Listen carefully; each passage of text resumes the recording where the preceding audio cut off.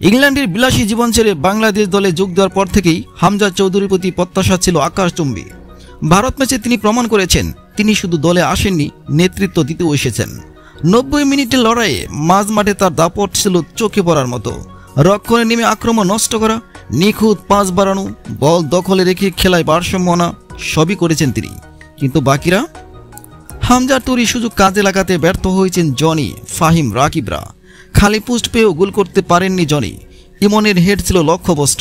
প্রথমার্ধে একাধিক সুবর্ণ সুযোগ হাতছাড়া করেছে বাংলাদেশ। মাঝমাঠে হামজা একাই লড়েছেন, কিন্তু তাকে যথেষ্ট সমর্থন দেয়নি দল। ফুটবল একার খেলা নয়, একজন জ্বলে উঠলে বাকিদেরও তাল মিলিয়ে খেলতে হয়। হামজা নিজের কাজ করেছেন, কিন্তু দল হিসেবে বাংলাদেশ সেই পরীক্ষায় পাশ করতে পারেনি। তাই আবারও দুঃখ, হতাশা আর যদি কিন্তু হয়তো এর গল্প নিয়ে মার ছাড়তে হলো লাল সবুজের দলকে।